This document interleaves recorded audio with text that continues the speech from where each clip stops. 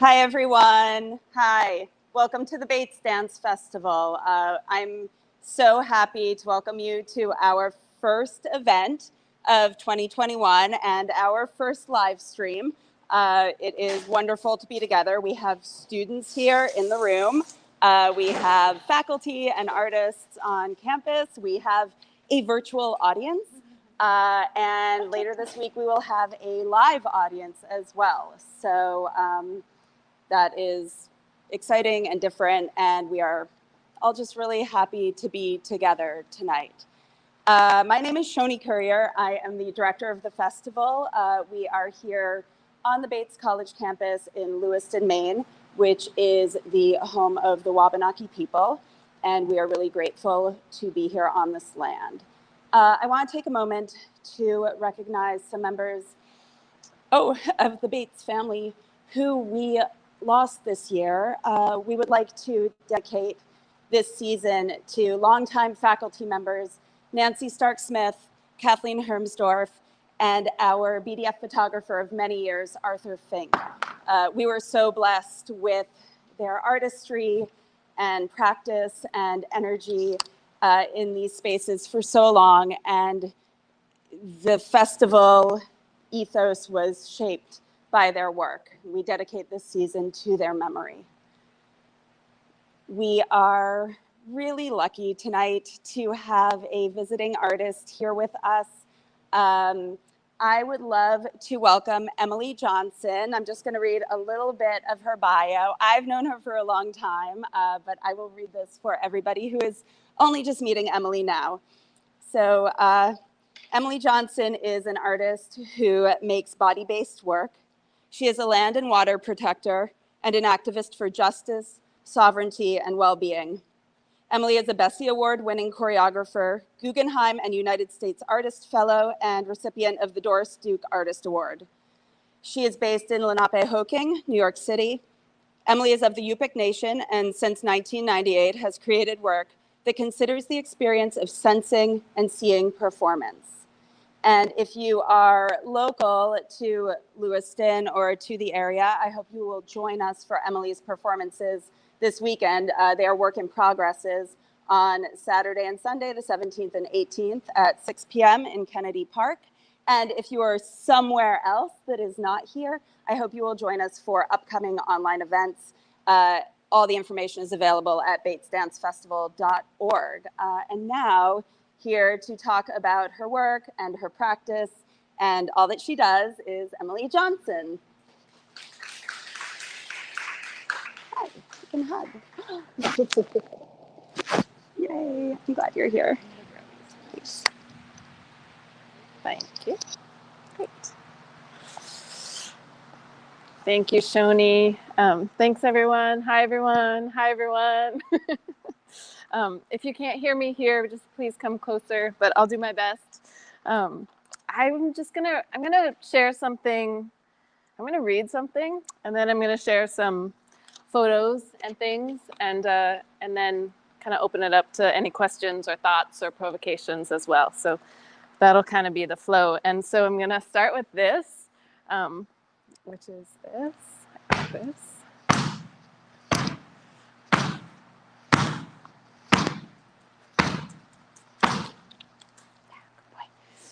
This is the rising stomp. The feet are wide, the knees are bent. There's this lift. And when I do it, I think of the ground lifting up with me underneath my feet. It's a vibratory lift. And the stomp is actually after the sound and after the impact and after the land. So the space, that little vibratory lift, that space is the in-between. It's the possibility and the otherwise. This rising stomp comes out of this year.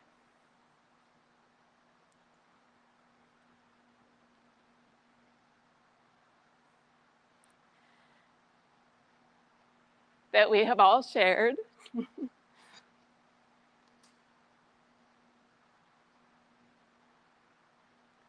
A year of moving through grief, through rage, through possibility. of thinking forward into a speculative architecture, of moving forward in sonic processions of breath and protest and care toward and with our human and our more than human kin. A year, of course, of multiple pandemics that we know, COVID, and the ongoing murder of Black people by police and the state, and the ongoing fight for abolition and justice that pounds through and with our breath and our blood and our hearts and our streets, and the ongoing fight against the settler colonial project, our insistence on the return of our lands. So this rising stomp is making its way into dances, into protests, at gatherings in person, or like this. Recently, dancers danced this stomp for 90 minutes.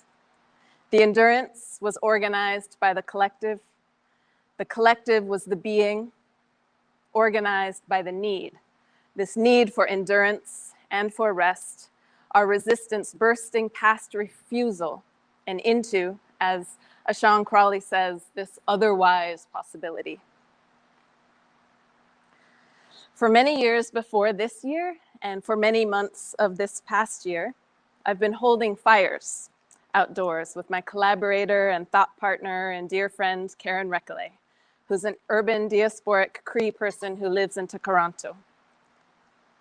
She works with and thinks alongside choreographic thought and intention, Black feminist and Indigenous queer theories, and she and I hold these fires together. It's a project called Constellatory Mappings in Light and Dark Matter. And these fires are usually held on the Lower East Side of Manhattan, where I live, in the midst of that very busy and very full neighborhood, in the midst of that very busy and very full city known as New York, off the very busy and very full Grand Street. And what a simple thing to build a fire. And yet, with fire as our collaborator, we are continuing to learn and to think with fire, not about fire. So this past year, of course, there were many months we could not gather to a central fire. And so during those months, we thought very particularly about the invitation. And with our dear colleagues, Dylan Robinson and Camille Usher, we were thinking about the changing shapes of our gatherings, this one being an example too. And we were asking ourselves, what is the shareable thing? And certainly the fire had morphed and changed shape. Not a central fire, it was individual lit candles across many cities. So this invitation became an invitation to reorient and to breathe with fire and with trees as collaborators, and to be in care of one another.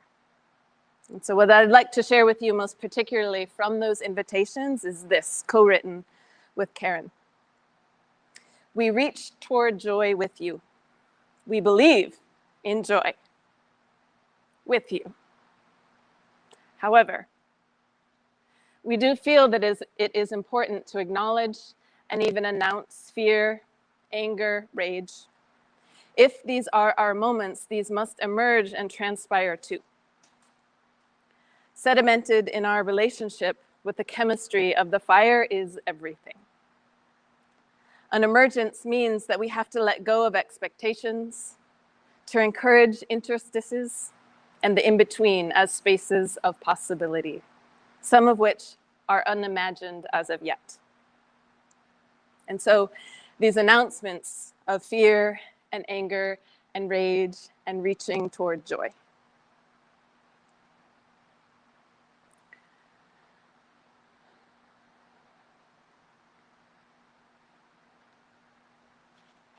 It's a very particular time right now. I was just up on Denina land where I grew up. And I was walking on Tugiet Beach with my mom and my niece and Spicer. And my mom told me that she read this article. I haven't read this article yet, but I'm thinking about it a lot. She told me she read this article during COVID that said the ground got quiet. And it made sense to me immediately because, of course, our rumblings and the construction and everything got a bit quieter, and so the ground got quiet. And then I was thinking about this vibratory lift, this rising stump.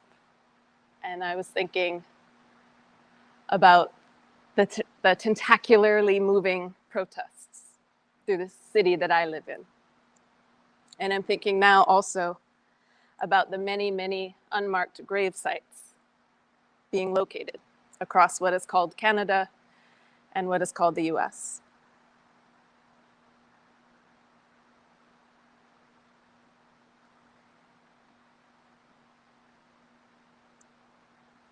I am a dance maker.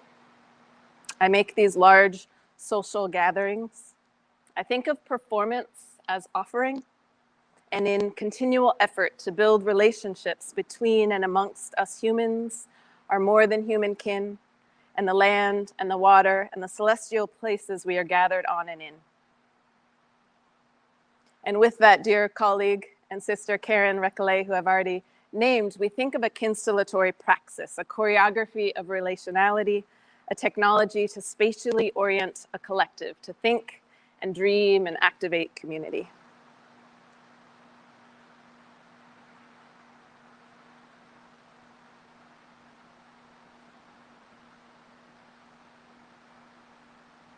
In January, this past January, I wrote a letter called "A Letter I Hope in the Future Doesn't Need to Be Written." I encourage you all to read it. It documented specific abuses that I experienced at an institution, Montclair State University. And it was written so that we, a performing arts field of arts workers and audiences, so that we might examine together what exists.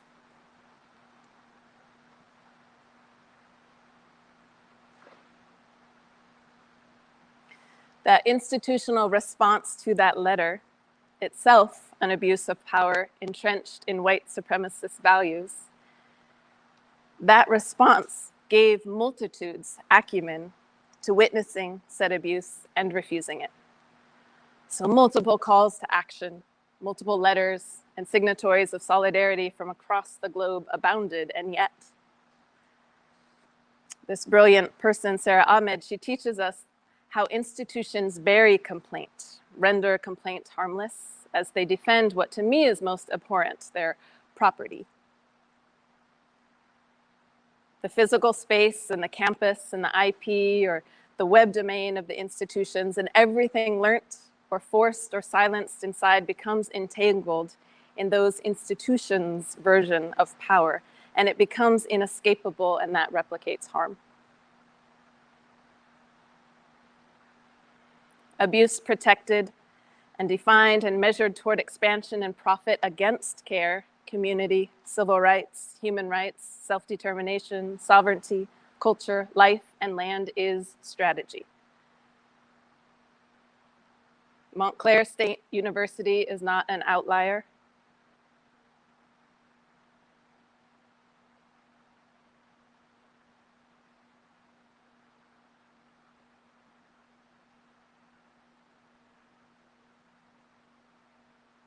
So many of the cultural and educational institutions that permeate our world are based on these same settler colonial logics. And so how do our cells become oriented to justice?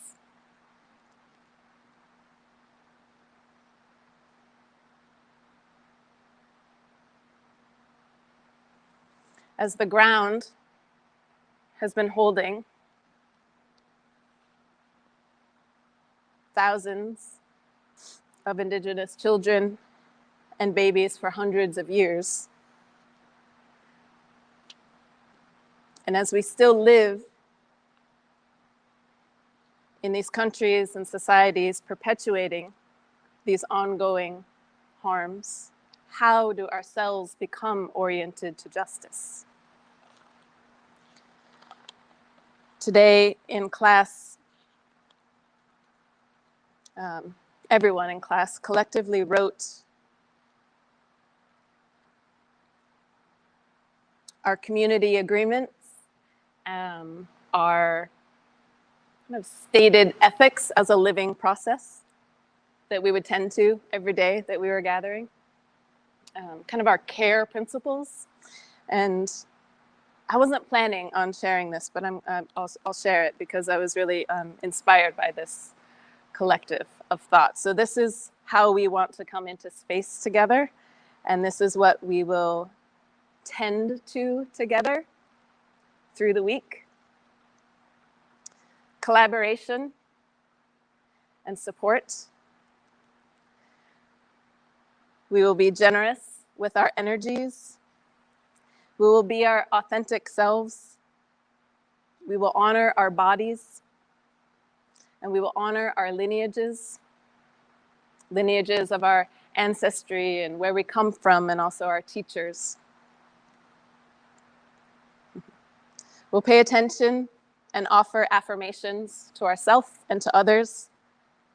We will be in a space of dynamic acceptance and laughter. We will enter into that space as a foundation of care, lifting up our spirits.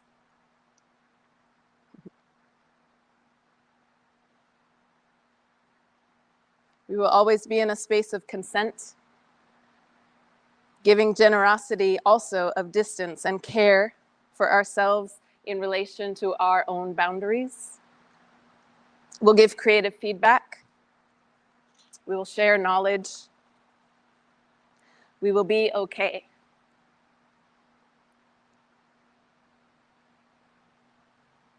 With where we are, physically, emotionally. We will be tender with ourselves and others. We will be patient with ourselves and others. We will be grounded in belonging here. And we will be involved in an ongoing act of reciprocity.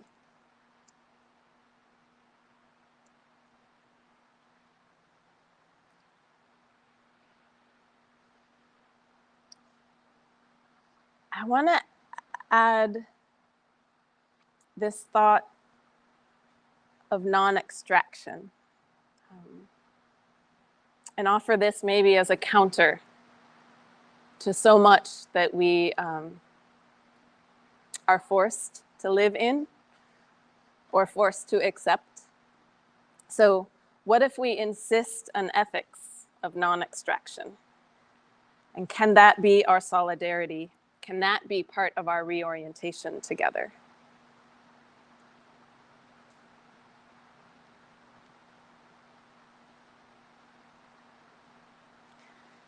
Just before I show some photos or share some photos, I want to think of that rising stomp again. And we spent a lot of time in class earlier today thinking of the ground lifting up with us, and also thinking about how we are always in relationship to the ground, and thinking about ways in which we might be in better ongoing relationship with ground, with land, with water, with air, with relations. And from that, I want to say that one day, the civil rights and sovereignty of Indigenous peoples will be recognized in relation to land. And that power imbalance and extraction will not be the default relationship in our working lives. And that theft of and abuses on and lack of recognition of Indigenous land and water and peoples will not be tolerated. And that's the kind of future that I look forward to making with all of you. That's the kind of future that I enjoy being in already with all of you. So I just want to share some photos because that can be nice too. This is a work called Shore. Shore is a project that has 4 equal parts. There's performance. There are days of community action. There's a feast. And there's a day of sharing story.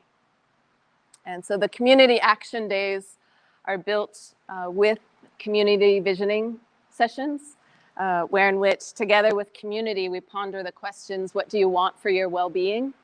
What do you want for the well-being of your chosen friends and family, for your neighborhood, for your community as you define it, for your world. And then we build actions related to those wants. And so everywhere that we toured Shore 2, the community actions were different because people were focused on different things in different areas of the world or different cities. You can kind of just, move forward. Thank you. Story was really an effort to ground us in place, in location, with indigenous and other local storytellers and authors and poets and songwriters and singers. We always began the week of Shore with story. Multiple voices, multiple people sharing, multiple ages. The performance always moved from somewhere off stage to a collective gathering to on stage.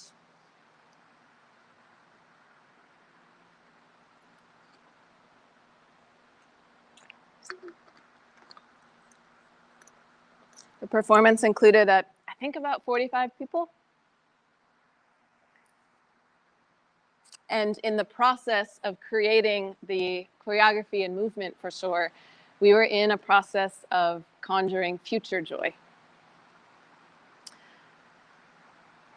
Feast always culminated the Shore week because it's celebratory. People brought food, people brought the menus and the story of the food, the recipe, and we shared all of that along with photos and the stories from the story night.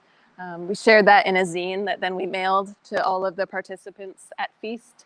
Sometimes Feast happened and there were other activities, canoeing on Newtown Creek in Lenapehoking, building quilts sometimes.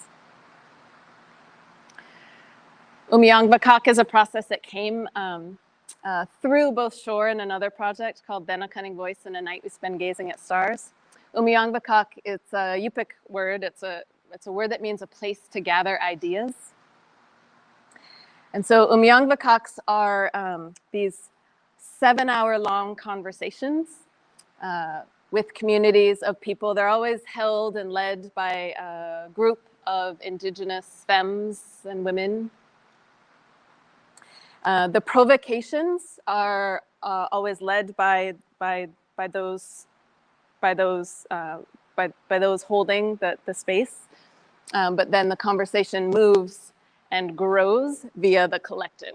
And what I love about Umyangvakak is it always gets to a place where I have no idea what the hell is going on, or like what we are creating together. We're creating a new knowledge together, and that is always very exciting, and we kind of birth into a new space together. Sewing is always a part of Umyangvakak because there's a certain kind of attention that can be brought and can kind of guide people through ruptures that often happen in deep and difficult and emergent conversations. So you can kind of like focus here internally as then words, thoughts, intentions move outward. Umyangvakak is also based on the artist Lois Weaver's Long Table series, which is the protocol of the long table is that folks seated at the table are engaged actively and choose to engage actively in the conversation based on the provocation. And anytime that you want, you can move back and you can kind of take in the conversation in a different way. So if you're not seated at the table, you're in a more of a listening, tending space. And if you're at the table, you're actively involved. So we worked with that protocol in Umyangvakak. I spoke about this project already, so we can just see some of these photos. It's a fire on the Lower East Side of Manhattan in Lenapehoking. We had one just on Thursday, just recently. It's lightly curated, so I host and build the fire. Karen lives in Toronto, so she has not been there physically yet, but we always think through the invitation, the curation, the provocation. We're really learning to listen, as I said, with fire. So we really think alongside and with fire.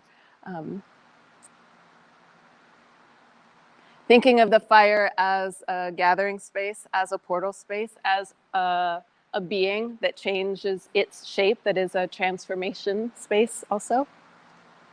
Through COVID, the fire changed into this kind of shape, singularly lit candles because of our distancing that had to happen. They became processions of care moving through the city sometimes. They became honorings to 1,000 trees that the city of New York is about to cut down and kill, along with 58 acres of East River Park, unless we stop them from doing that. We lit 1,000 candles in honor and protection of those 1,000 tree beings at East River Park. Then A Cunning Voice and a Night We Spend Gazing at Stars is a 15-hour-long performance project. It employs all of those quilts that we made at Lenapehoking. It needs 84 quilts, which all get laid out. They're designed by Maggie Thompson, who's an Ojibwe textile artist. So each quilt is beautiful, as you can see. Each quilt is also inscribed with all of those ideas that people in Shore had about what they want for their well-being and their futures.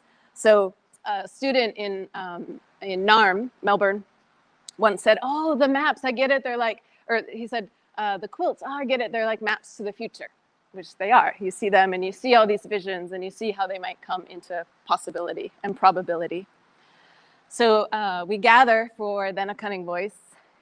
We hold ceremony together. Sometimes we forage food together. We're going to spend 15 hours together, so we need food. We need to prepare the food. We need to sometimes forage the food weeks or months beforehand, sometimes hunt for the food. We lay out the quilts. The performance happens all night long, through the night into the morning. You're not really meant to sleep. Of course, you can fall asleep if you do. I kind of like when people do. It means they're really comfortable. There's certainly an effort of care that we're building through the night, in and for and amongst one another. And the audience is really called to be engaged in a responsible way. We ask folks to sign up for different things through the night because we need help making that dinner. We need help cleaning up, and we need help making the breakfast. And all of the food elements are brought together by Métis artist Jen Ray, who's a food sovereigntist. So she works deeply with local food knowledge keepers where we tour to build the menu, to think about how the food is in relation to land and future and scarcity and abundance. And in the morning, we think about how we might move into this future together, kind of from a restorative place, but also with having built these really strong relationships through the night. Being Future Being is what I'm making right now, and we'll be sharing just a very, a part of Being Future Being here. The part that we're going to be sharing here is really the beginnings of our collaboration with Tree. These collaborators, Tree collaborators, became very important to me during COVID. They were sometimes the only beings that I could physically be with during that year. And kind of the extension of Karen and I, of our thinking with fire, we came to think through breath and movement and protection and mutual aid with trees. So we'll be sharing some of that at Kennedy Park here.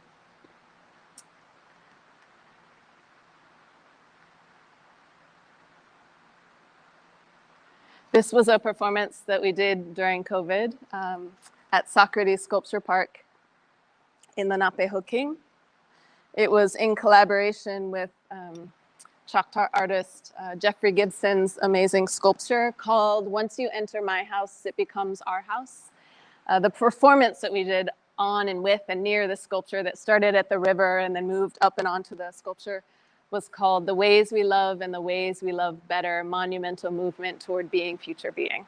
So it was kind of a part of Being Future Being. As you can kind of see through everything kind of threads together in some way, and one piece leads to another and another and another. I think what was really important about this piece in particular is it included an invocation from the Tane River who is a Lenape artist.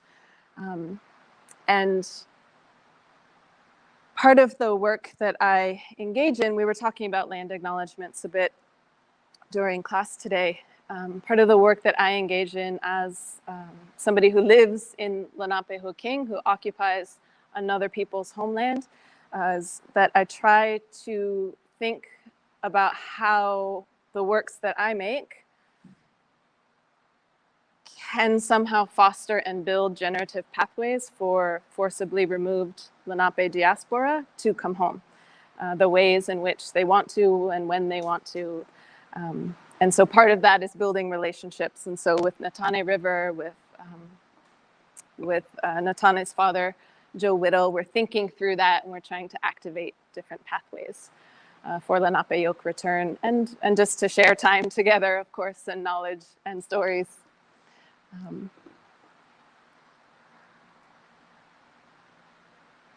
Yeah, that's the slideshow. I guess I want to just have a little time if there's any, I know some of you, most of you danced with me today, danced together today. A lot of you know Tanya Isaac. They were a partner in Then a Cunning Voice. Dancers Stacy Lynn Smith, Ashley Pierre-Louis, and Jasmine Shorty, who are in Being Future Being, are here on campus and roving around. So I hope we all meet up and yeah, we build our relationships forward there. But just wondering if there are any questions or thoughts or provocations, or from you, Shoni, or from anyone.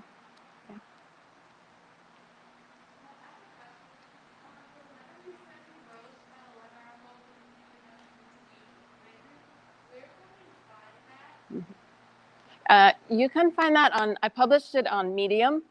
So I think if you search me and Medium, that would come up. Yeah. Oh yeah, sorry. So the question was in reference to the letter that I wrote, the letter that I hope in the future doesn't need to be written. They were asking where to find that, and you can find that on Medium, which is where I published it. And I really encourage, you know, the letter is one thing, and certainly that outlines what occurred with me. There have been many learnings since then. Of course, as we know, abusive institutions are not abusive to just one person. They're abusive to many.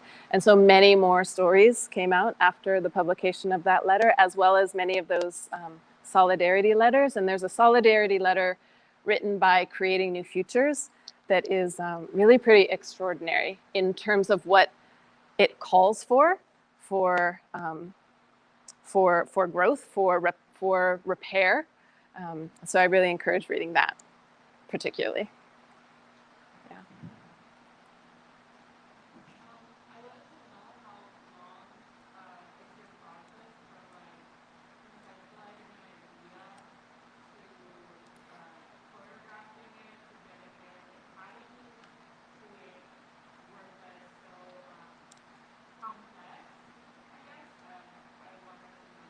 Yeah. Yeah, great.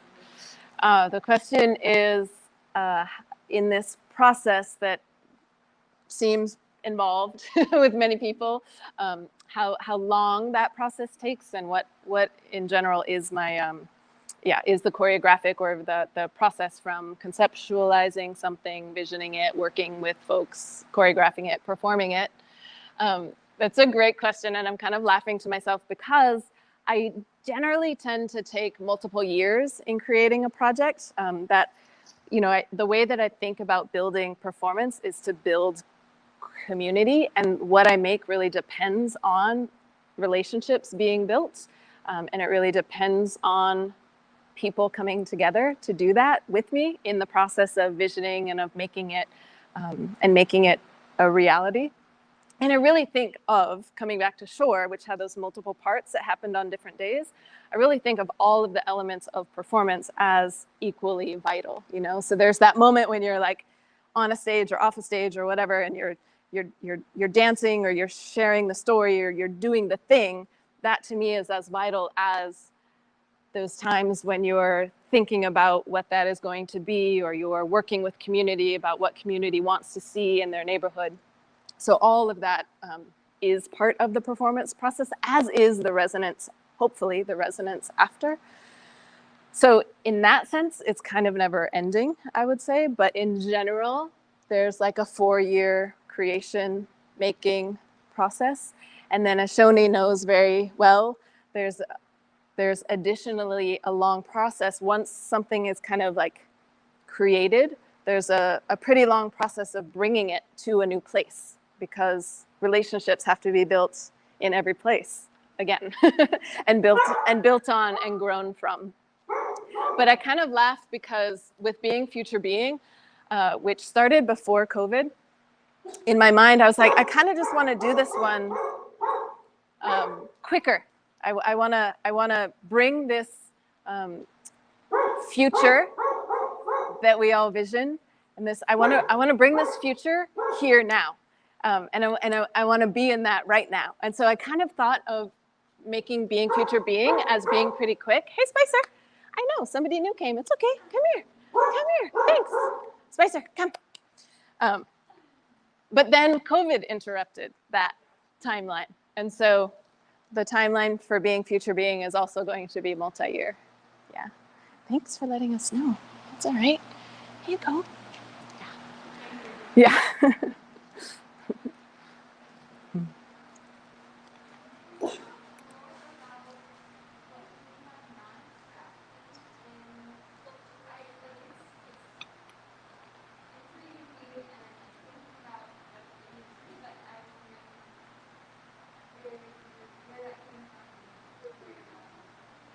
Could you repeat it, Shoni? The question is about non-abstraction.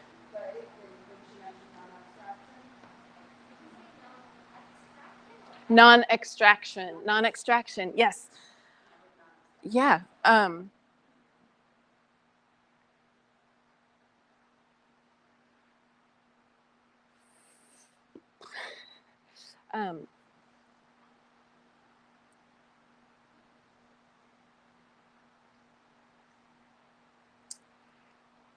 Thinking through an ethics of non-extraction is to think through how so today in class, we were thinking about the geography of the underneath. And I kind of think about this in relation to non-extraction, or to ethics of non-extraction.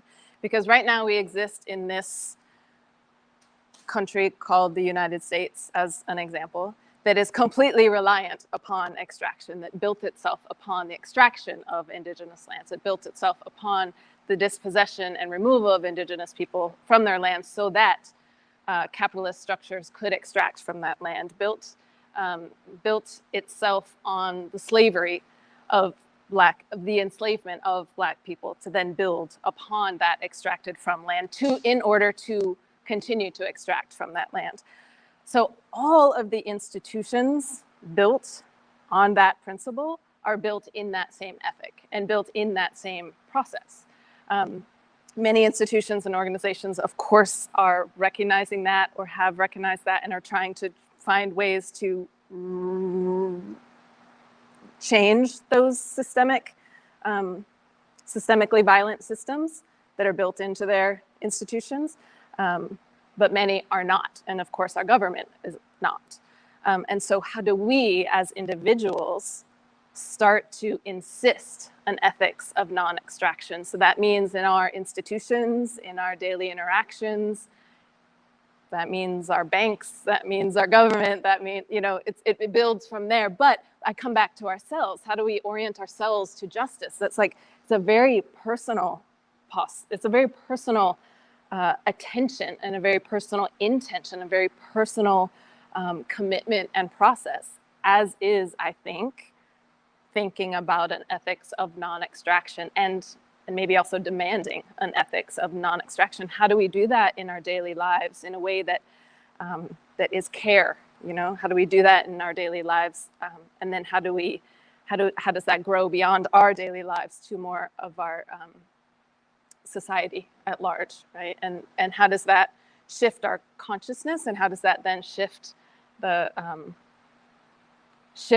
change those violent practices. Yeah.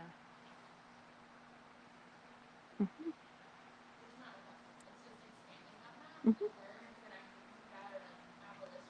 Mm-hmm. Yeah.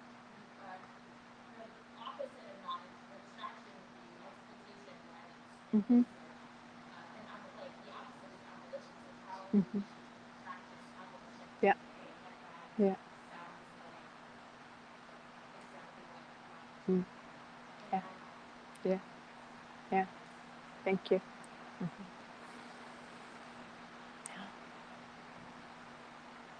Let's do a final, or do you want a couple more questions? You're up there. You want a couple more questions? I noticed you have the word tend, actually tender, Mm-hmm. tending, and I wanted to know how prominent that kind of practice was in your process, and if it was like a conscious thing. Yeah. The question was, I think if I heard it, the word tend or tending and tender, and how intentional that is in my process and practice. That's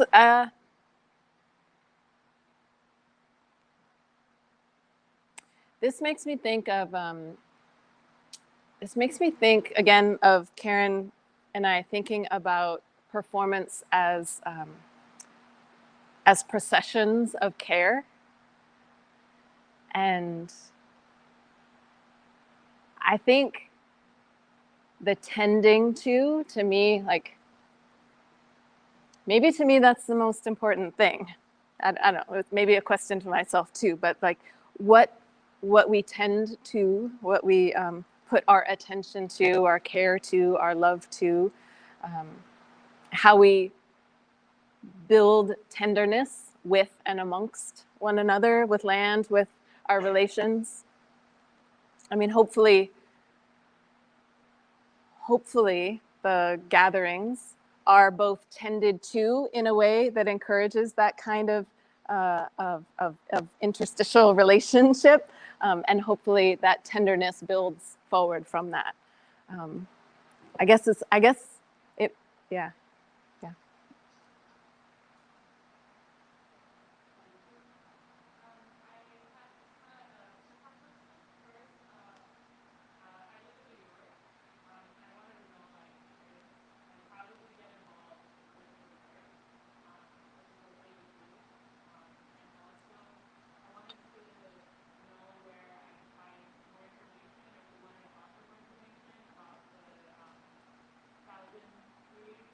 Mm.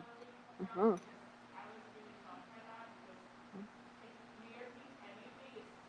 Yeah. Yeah. Yeah. Yeah. Yeah. Thank you. The question is about the 1,000 trees and the park that is threatened in New York City. So this is East River Park on the Lower East Side of Manhattan. A good place for information is an organization called East River Park Action.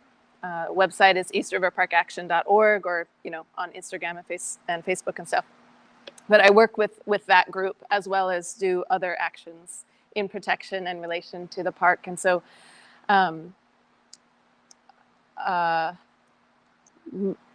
long story short, so East River Park is a 58-acre park. It's a little over a mile in length. It sits along the East River, which is an estuary.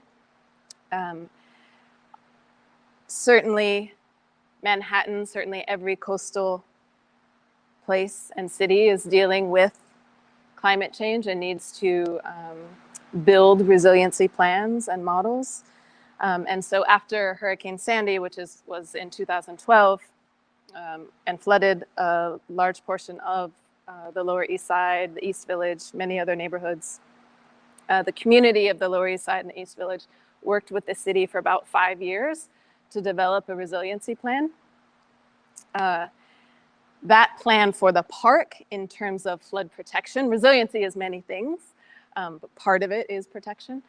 So that plan for protection included building like a series of rolling berms along the western edge of the park so that if flooding happened, like it did in Sandy, it would come up and then it would go back out as a tide does. And as the park did, the park actually, as it was, protected the city from further flooding. Flooding actually came in much further north up on 14th and then came down this way and throughout.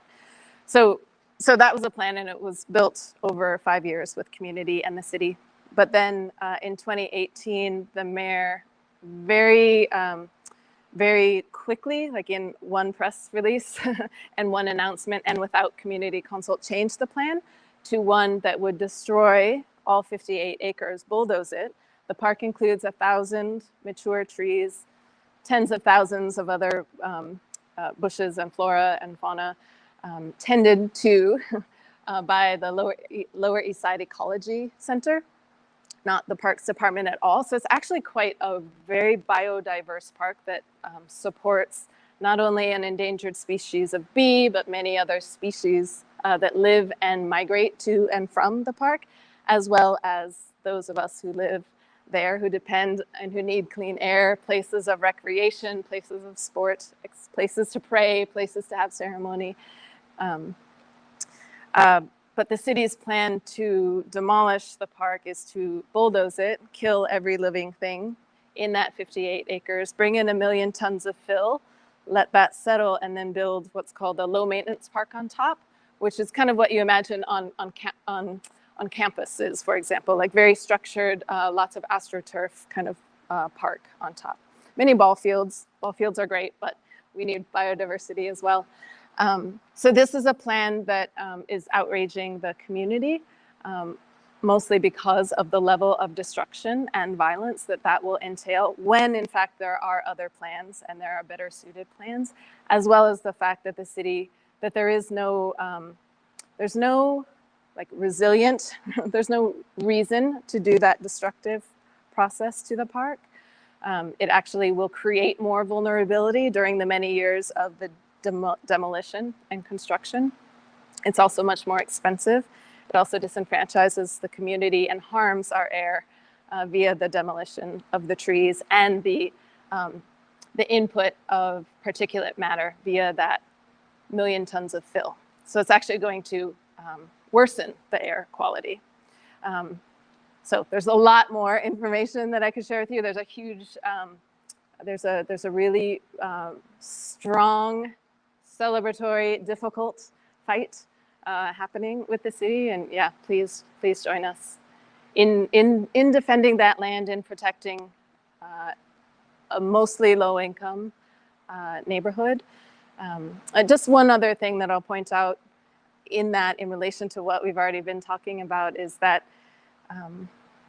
all the neighborhoods of Lower Manhattan have a different resiliency plan. This neighborhood of the Lower East Side also happens to be of the lowest income of those neighborhoods. It is the only neighborhood that's getting this demolition plan, for example. None of the other parks are being demolished for their resiliency. Brings into question why, brings into question other land destructive and extraction efforts that we could point to multiple times. There's also a sacred site at within East River Park that people are also trying to protect. So it's a very vital area and it's a pretty vital fight. And I also think that in this moment, right, where we're like, we need to address climate change, we need to address root causes of climate change. The city's plan to demolish the park, one of the reasons that they like their plan over that other plan with the berms is that the berm plan would impede the traffic flow on the FDR, which is a very busy, 6-lane highway that runs alongside the western edge of the park. And so, to me, to demolish 1,000 trees, destroy 58 acres, and yet not address traffic, not address the FDR, not address some of the root causes of climate change, to me, that's actually a crime.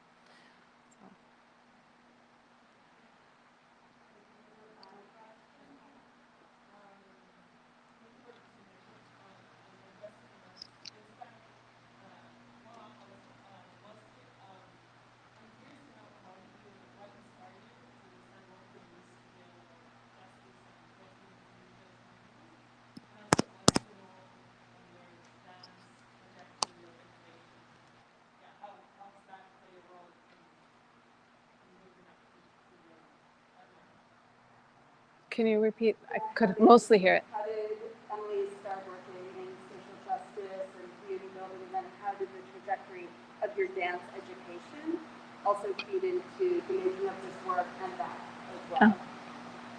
Thanks. I mean, I have to think about that a little bit more, but I think that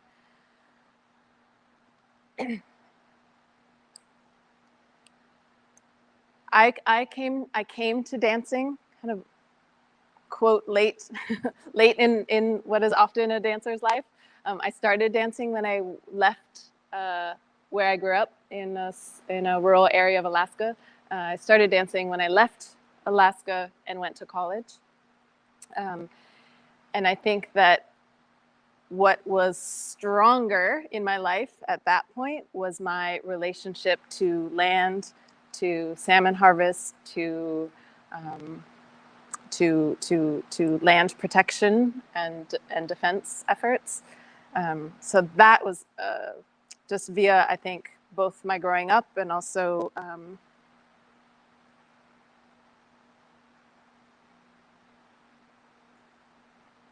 think just where my life has tended to. I think I was first somebody who wanted to be in good relationship with land and water and community. And then dance came into my life and the effort started to grow together. Yeah. Thank you, Emily. Yeah. Thank you so much. Hi, Spicer. Thank you, everyone. Thank you for such good, thoughtful questions. That was really, really wonderful. I know it's going to be a really fertile week in class. So, we'll be around for a few minutes if you didn't get a chance to ask your question or hold on to it for class tomorrow. And also there was a reminder in the chat by George, thank you, George, that a lot of the letter Emily wrote and the responses and the articles about it are archived on the Catalyst website as well. Is that, what is it? CatalystDance.com. CatalystDance.com. So you can sort of read everything probably in order there and get a better sense of all of the events as they transpired. So thank you guys so much. Thank you so much for joining us tonight. And please check out batesdancefestival.org if you want to see other online talks and events, or if you can come join us in person. Thank you.